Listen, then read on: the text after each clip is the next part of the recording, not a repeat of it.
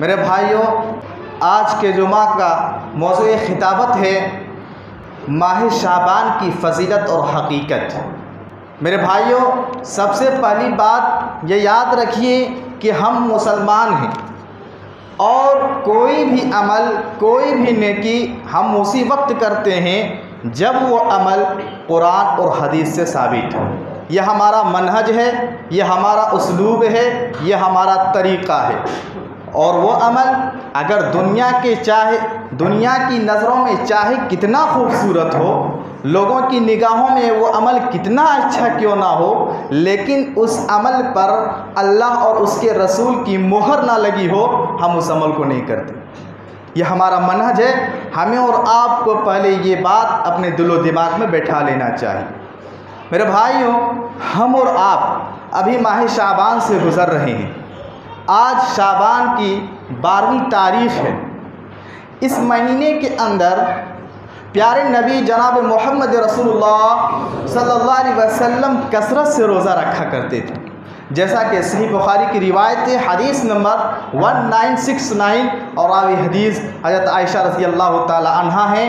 कहती हैं, कान रसूलुल्लाह सल्लल्लाहु अलैहि वसल्लम यसूमु हत्ता नक़ूल ला युफ्तिरु व युफ्तिरु हत्ता नक़ूल ला यसूम। प्यारे नबी सल्लल्लाहु अलैहि वसल्लम जब रोज़ा रखना शुरू कर देते, हम कहते कि अब अल्लाह के रसूल रोज़ा नहीं छोड़ते, और जब अल्लाह के रसूल सल्लल्लाहु अलैहि वसल्लम रोज़ा छोड़ देते तो हम कहते कि अब अल्लाह के रसूल सल्लल्लाहु अलैहि वसल्लम रोज़ा नहीं रखते। फिर हज़रत आयशा रज़ी अल्लाह ताला अन्हा कहती है, मा रायतु रसूलल्लाह सल्लल्लाहु अलैहि वसल्लम इस्तकमला सियाम शहरिन क़त्तु इल्ला रमज़ान। मैंने प्यारे नबी जनाब मोहम्मद रसूलुल्लाह सल्लल्लाहु अलैहि वसल्लम को किसी महीने का पूरा महीना, मुकम्मल महीना रोज़ा रखते हुए नहीं देखा सिवाय रमज़ान का। यानी अल्लाह के रसूल सल्लल्लाहु अलैहि वसल्लम सिर्फ रमज़ान का एक ऐसा महीना है जो मुकम्मल महीना रोज़ा रखा करते थे। फिर इसी हदीस के अंदर हज़रत आयशा रज़ी अल्लाह ताला अन्हा कहती है, मैंने अल्लाह के रसूल जनाब मोहम्मद रसूलुल्लाह सल्लल्लाहु अलैहि वसल्लम को देखा कि शाबान से ज़्यादा किसी महीने में आप रोज़ा नहीं रखा करते थे। आप उसको यूँ समझिए कि मुकम्मल किसी महीने का रोज़ा अगर अल्लाह के रसूल ने रखा है तो वह रमज़ान का महीना, और रोज़ों का सबसे ज़्यादा जिस महीने में अहतमाम किया वो शाबान का महीना। मेरे भाइयों, अल्लाह के रसूल जनाब मोहम्मद रसूलुल्लाह सल्लल्लाहु अलैहि वसल्लम कसरत से रोज़ा क्यों रखते थे? इसकी हिकमत क्या है? आइए हदीस देखते हैं। अल्लामा अलबानी रहमतुल्लाह इस हदीस को सही करार देते हैं। रावी हदीस उसामा बिन ज़ैद रज़ी अल्लाह ताला अन्हु, वो कहते हैं, मैंने प्यारे नबी जनाब मोहम्मद रसूलुल्लाह सल्लल्लाहु अलैहि वसल्लम को कहा, अल्लाह के रसूल मैं देखता हूँ आपको कि आप माह शाबान में कसरत से रोज़ा रखते हैं, आखिर ऐसा क्यों? मैं देख रहा हूँ कि आप माह शाबान में रोज़ों का एहतमाम कसरत से करते हैं, आखिर क्यों? तो प्यारे नबी जनाब मोहम्मद रसूलुल्लाह सल्लल्लाहु अलैहि वसल्लम ने फरमाया, ज़ाका शहरुन, ये वो महीना है जिसमें अक्सर लोग गाफिल हो जाते हैं। तग़फ़ुलुन्नासु फ़ीही अन्हु बैना रजब व रमज़ान, ये शाबान का महीना जो रमज़ान और रजब के बीच में आता है, इसमें अक्सर लोग गाफिल हो जाते हैं। फिर आपने फरमाया, ये वो महीना है जिसमें आमाल रब की तरफ उठाए जाते हैं, और मैं पसंद करता हूँ कि मेरे आमाल जब रब की तरफ उठाए जाए मैं रोज़े की हालत में हूँ। यह पूरी हदीस है।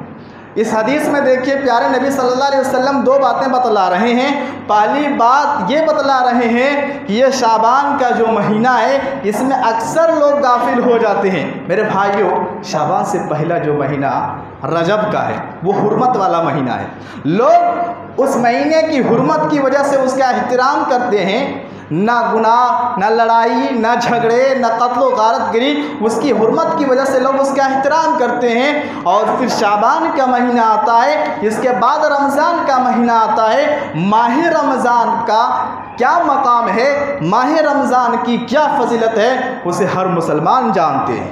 हर मुसलमान जानते हैं बीच में यह शाबान का महीना है जिसमें अक्सर लोग गाफिल हो जाते हैं। इसी बात को प्यारे नबी सल्लल्लाहु अलैहि वसल्लम इस हदीस में बतला रहे हैं। और एक ख़ास बात याद रखिए मेरे भाइयों, हमेशा याद रखिए, वो माहौल या वो अय्याम, वो औकात, जिन औकात में लोग गाफिल हो जाएं, उन औकात में, उन अय्याम में नेकी का काम करना ये बहुत अहम है, ये बहुत बड़ी चीज़ है। जिस माहौल में लोग फजर की नमाज में सोए रहते हों, जिस माहौल में लोग फजर की नमाज में गाफिल रहते हों, उस माहौल में अगर कोई इंसान पाबंदी के साथ फजर की नमाज जमात के साथ पढ़ता हो, ये बहुत बड़ी बात है, ये बहुत बड़ी बात है।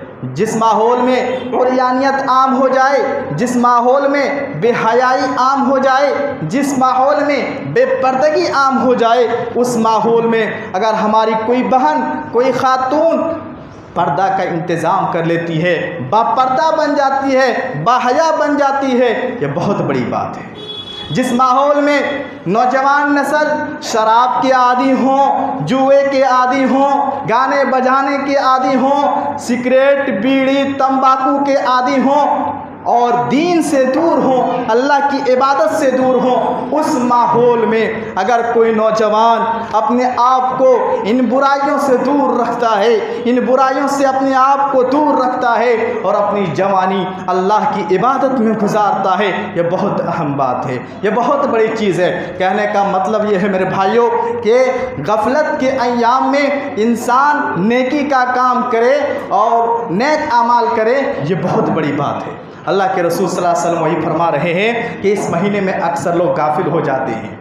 फिर आप सल्लल्लाहु अलैहि वसल्लम ने जो दूसरी बात फरमाई वो ये कि इस महीने में आमाल को रब की तरफ उठाए जाते हैं। अल्लाह के रसूल फरमा रहे हैं कि मेरे आमाल जब रब की तरफ उठाए जाएं, मैं पसंद करता हूँ कि रोज़े की हालत में हो।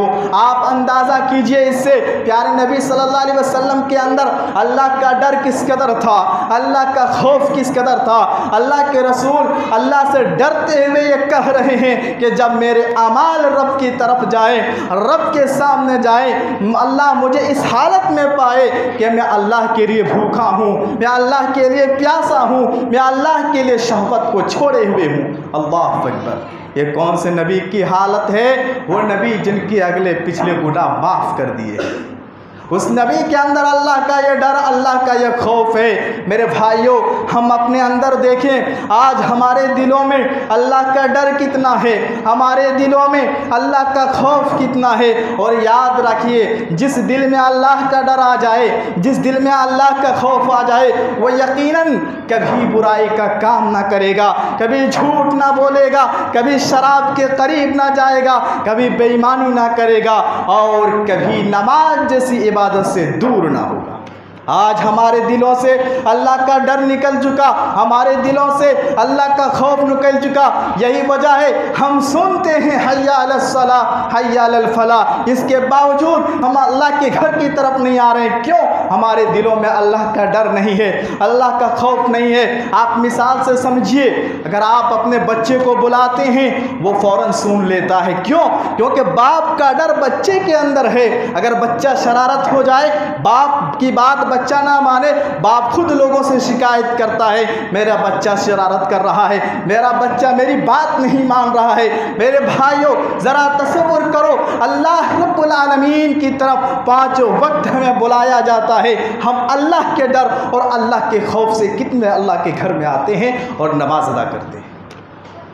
इसलिए हम अपने अंदर अल्लाह का डर पैदा करें, अल्लाह का खौफ पैदा करें। मैं यही कहूँगा मेरे भाइयों, ये 2 दिन की ज़िंदगी है, इसमें इतराएं नहीं, इसमें दुनिया की रंगीनियों में खोए नहीं। अपने आप को इस तरह अल्लाह की इबादत से, अल्लाह के घर से दूर ना कर लें कि उसी हालत में मौत आ जाए, हम तड़पते रह जाएंगे कि अल्लाह के घर हमें जाना चाहिए था, हमें इबादत करना चाहिए था और हम इबादत ना कर सके।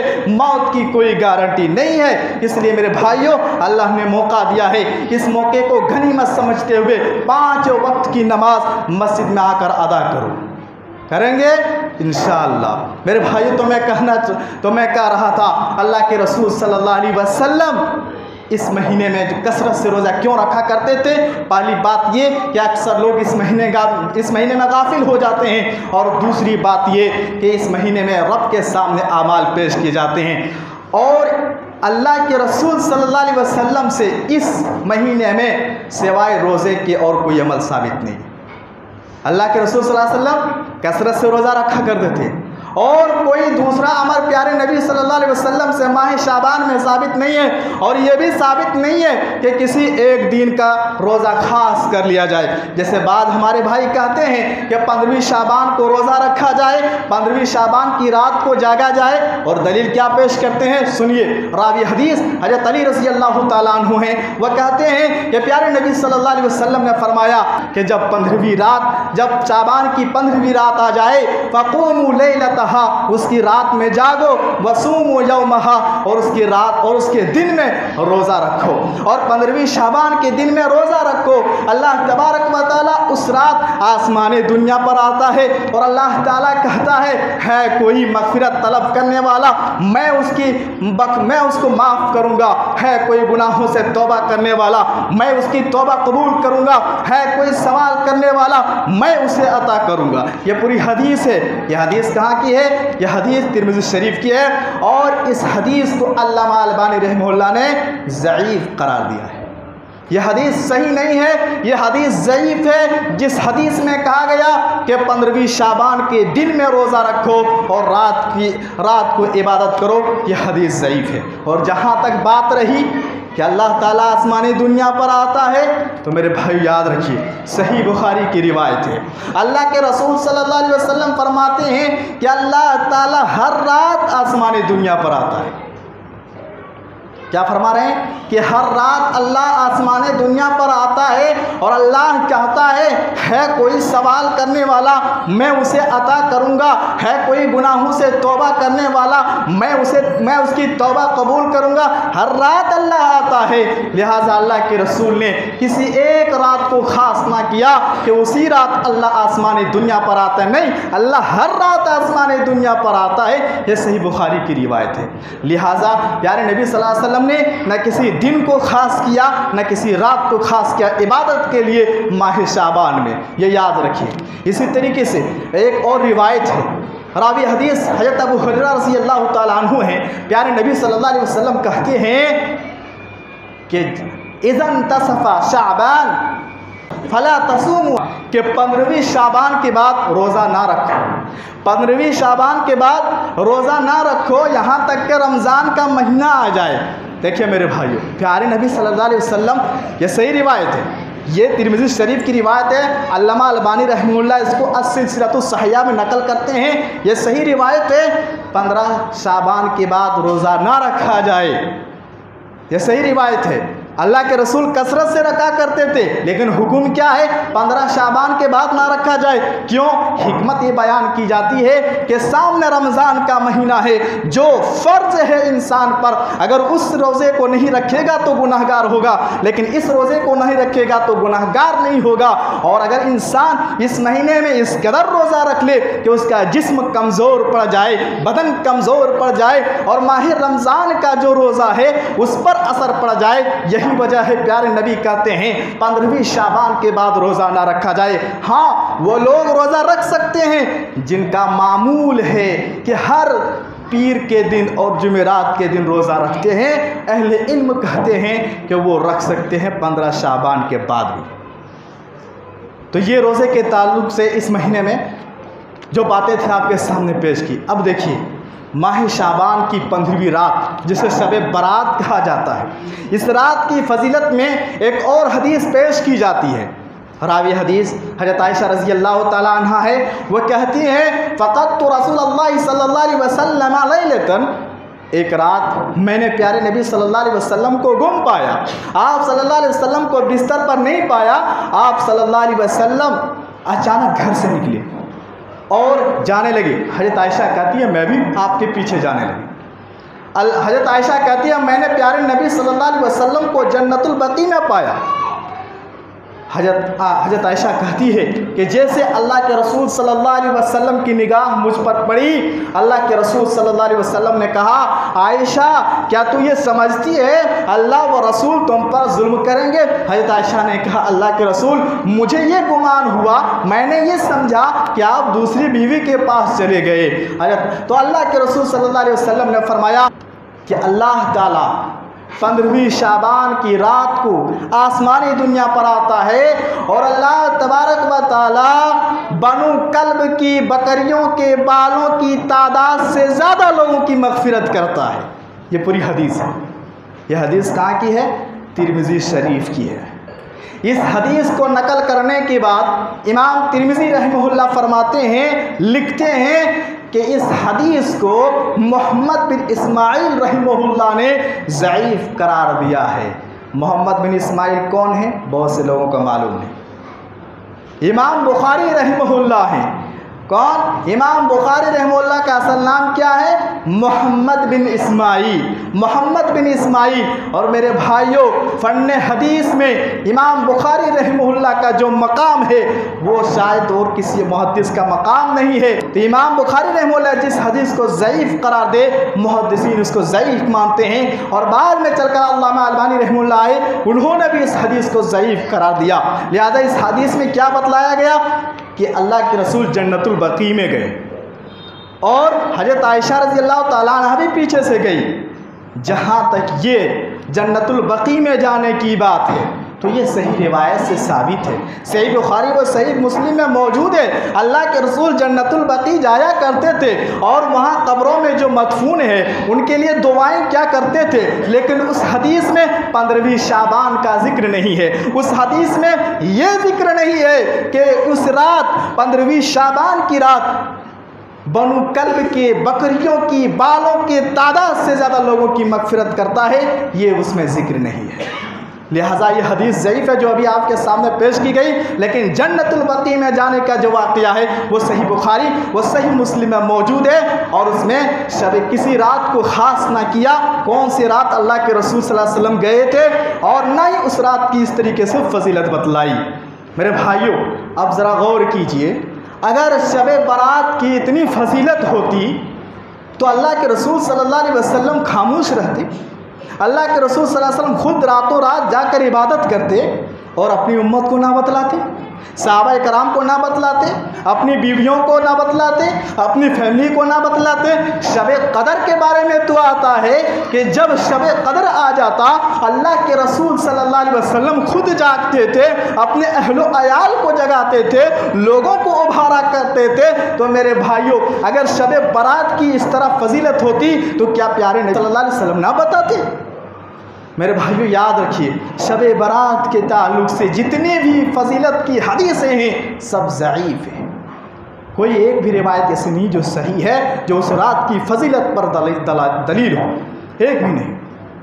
और मेरे भाई इसी तरीके से माह शाबान की 15वीं तारीख को जिसे शब बारात कहा जाता है, उस रात में हमारे बहुत सारे भाई अस्सलातुल अल्फिया के नाम से एक नमाज़ पढ़ते हैं जिसको हज़ारी नमाज कहते हैं। उस नमाज का पढ़ने का तरीका यह है कि 100 रकात नमाज पढ़ी जाती है और हर रकात में सूरतुल फातिहा के बाद 10-10 मरतबा सूरतुल इखलास यानी कुल हुवल्लाहु अहद तिलावत करते हैं, पढ़ते हैं हर रकात में।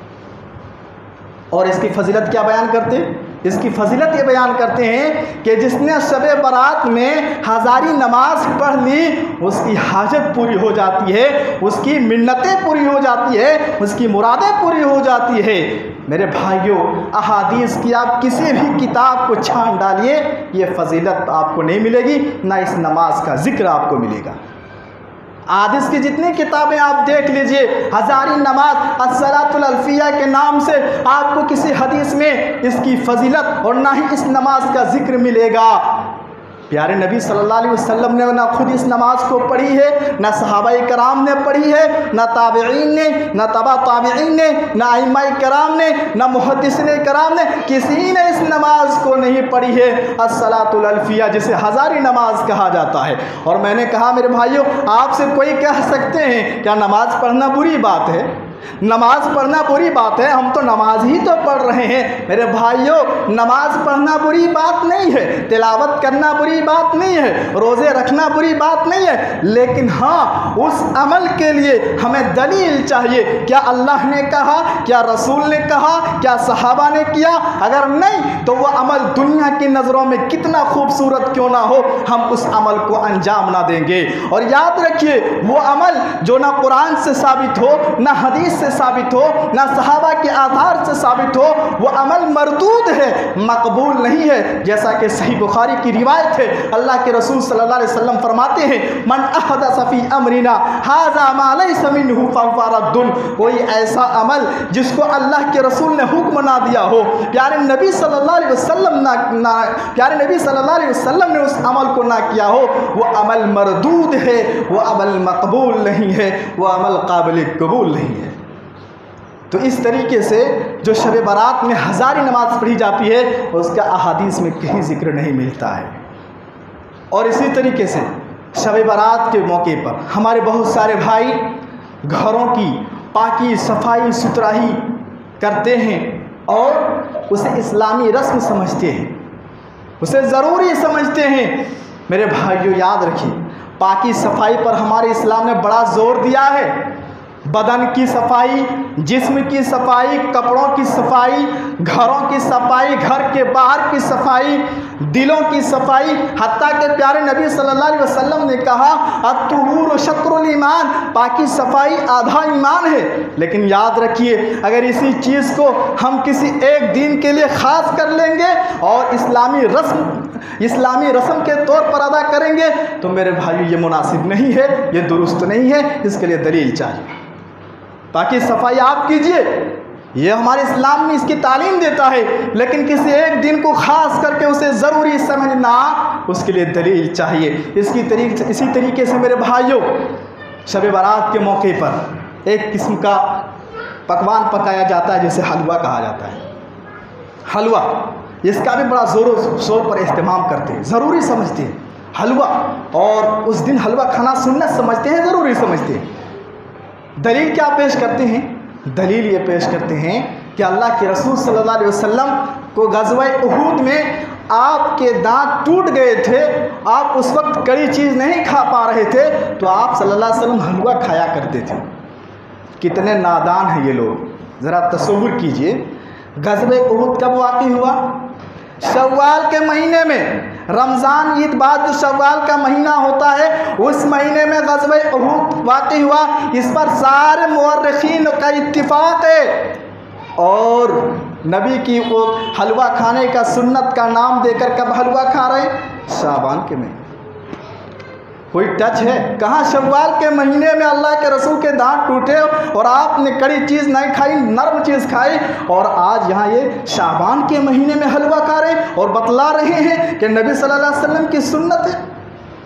मेरे भाइयों, मैं ऐसे भाइयों से कहूँगा, अपनी ताज्जुब की चश्मे को निकाल कर अहादीस का मुताला करो, कुरान और अहादीस का मुताला करो, हकीकत सामने आ जाएगी। और इसी तरीके से मेरे भाइयों, शब बारात के मौके पर हमारे बहुत सारे भाइयों का एक अकीदा है, क्या? कि रूहें उस दिन घरों पर वापस आती हैं, रूह घर में आती हैं। और यही वजह है, यानी जो लोग उस घर के मर चुके हैं, जो अफराद गुजर चुके हैं, जो लोग इस दुनिया से जा चुके हैं, उनकी रूहें घर में आती हैं। मेरे भाइयों, अगर इस्लामी नुक्ताई नज़र से देखा जाए तो इंसान के मरने के बाद रूह कभी वापस नहीं आती, कभी लौटती नहीं। अल्लाह तबारक व तआला कुरान पाक में इरशाद फरमाता है, व मिन वराइहिम बरज़खुन इला यौमि युबअसून। जैसे इंसान मर गया तो वो एक अलग दुनिया में चला गया, और उस दुनिया का नाम क्या है? बरज़ख। वो दुनिया अलग है, उस दुनिया से इस दुनिया का कोई कनेक्शन नहीं, कोई टच नहीं। उनके साथ क्या हो रहा है हमको पता नहीं, हमारे साथ क्या हो रहा है उनको पता नहीं। बाज़ लोग कहते हैं कि रूहें भटकती हैं, आत्माएं भटकती हैं। मेरे भाइयों, इंसान जब मर जाता है, अगर नेक है तो कुरान कहता है उसकी रूह इल्लियीन में चली जाती है। अगर इंसान गुनहगार है तो कुरान कहता है उसकी रूह सिज्जीन में चली जाती है। और रूह की तीसरी कोई जगह नहीं है, और रूह की तीसरी कोई जगह नहीं है। तो मेरे भाइयों, कहने का मतलब और मकसद ये है, हमारे बहुत सारे भाई शब बारात के मौके पर यह अकीदा रखते हैं कि रूहें वापस आती है, और यही वजह है घरों को सजाया जाता है, रोशन किया जाता है, घरों में तरह तरह के पकवान रखे जाते हैं ताकि रूहों का इस्तेक़बाल हो जाए, रूहें खुश आ जाए। यह सरासर हिंदुआना अकीदा है, हिंदुओं में यह अकीदा है, हमारे गैर मुसलमानों का यह अकीदा है। आत्माएं भटकती रहती हैं, रूहें भटकती रहती हैं, आत्मा को शांति देने के लिए, रूह को आराम पहुंचाने के लिए फला रस्म करो, फला नजराना पेश करो, यह हमारे गैर मुसलमानों का अकीदा है। हमारी शरीयत में इस तरह की कोई बात नहीं। हमारी शरीयत ये कहती है इंसान मर गया, उसकी रूह आलम बरज़ख में चली गई, अब उसके साथ क्या हो रहा है वो जाने, हमें पता नहीं, लेकिन वो रूह वापस नहीं आती है। इसी तरीके से आखिर में एक बात कह के मैं अपनी बात ख़त्म करना चाहूँगा कि देखिए, इस मौके पर शब बारात के मौके पर बहुत सारे लोग कब्रिस्तान जाते हैं, कब्रों को उजाला करते हैं, पाकी सफाई करते हैं, कब्रों पर फूल चढ़ाते हैं और वहाँ जाके दुआएं करते हैं। मेरे भाइयों, याद रखिए, कब्रिस्तान जाना बुरी बात नहीं है, कब्रिस्तान जाइए और जाना चाहिए, और वहाँ जो लोग मदफून है उनके हक़ में मग़फ़िरत की दुआ करनी चाहिए। लेकिन इसी चीज़ को अगर हमने किसी दिन को ख़ास कर दिया कि फ़ला तारीख को ही जाना और वो भी कब्रों को सजाना, ये कहीं से साबित नहीं है, किसी भी हदीस में आपको ये चीज़ नहीं मिलेगी, और ना ही अल्लाह के रसूल सल्लल्लाहु अलैहि वसल्लम ने ये हुक्म दिया है। हाँ, ये ज़रूर कहा है कब्रिस्तान जाओ और वहाँ जो मदफून है उनके हक़ में मग़फ़िरत की दुआएँ करो। और याद रखिए, कब्रिस्तान जाकर ही दुआ करना ज़रूरी नहीं, आप मस्जिद में बैठकर भी अपने मुर्दों के लिए दुआ कर सकते हैं, घर में बैठकर भी दुआ कर सकते हैं, अपनी दुकान और मकान में भी बैठकर दुआ कर सकते हैं। अगर कोई कब्रिस्तान जाए तो जाए, इसमें कोई हरज की बात नहीं, लेकिन किसी दिन को खास नहीं करना, और ना ही कब्रों को जाकर लेपा पोती करके कब्रों को उजाला करना, कब्रों को रोशनी लगाना, ये किसी सही हदीस से साबित नहीं है। और याद रखिए, कब्रिस्तान जाएं तो सबसे अल्लाह के नबी सल्लल्लाहु अलैहि वसल्लम ने जिस बात पर जोर दिया है सबसे ज़्यादा, वो ये कि वहाँ जाकर मौत को याद करें, मौत को याद करें। आज अगर आप 15 तारीख की रात कब्रिस्तान जाएंगे तो हमारे पास भाई देखेंगे पूरे कब्रिस्तान को उजाला कर रखे हैं, कब्रों को सजा रखे हैं, दुनिया रंगीन बनी हुई होती है। बतलाइए ज़रा, वहाँ उस माहौल में जाएंगे तो क्या मौत की याद आएगी? हरगिज़ नहीं। इसलिए मेरे भाइयों, कब्रिस्तान जाएं तो वहाँ ये एहसास होना चाहिए कि जिस तरह आज इस कब्रों में हमारे आबा व अजदाद मदफून हैं, एक दिन हमें भी दफन कर दिया जाएगा, और फिर हमारी सेहत, हमारी बॉडी मनु मिट्टी के नीचे दफन, हमारी बॉडी, हमारी सेहत कीड़े मकोड़े खा जाएंगे। ना हमारे घर, ना हमारी गाड़ी, ना हमारी औलाद, ना हमारे दोस्त अहबाब, ना हमारे रिश्तेदार, ना हमारी दौलत, ना हमारी बैंक बैलेंस हमारे कब्रों में जाएंगे। बस हमें तरे तन्हा जाना है। कब्रिस्तान जाएं तो ये एहसास होना चाहिए। लेकिन आज आप देखिए, शब बारात के मौके पर हमारे बहुत सारे भाई जाते हैं, उनकी क्या कैफियत होती है। मेरे भाइयों, ये चंद बातें थी माह शाबान के ताल्लुक से। अल्लाह ताला से दुआ कीजिए, अल्लाह ताला हम तमाम मुसलमानों को अल्लाह सच और हक बात समझने की तौफीक अता फरमा। या परवरदिगार, हमारे जो भाई गैर तरीक़े में मुलव्विस हैं, अल्लाह जो भाई गैर अक़ीदे में मुलव्विस हैं, अल्लाह तू हिदायत देने वाला, तू उन्हें हिदायत दे अल्लाह, और हम सब मुसलमानों को सच और सही बातों पर अमल करने की तौफीक दे।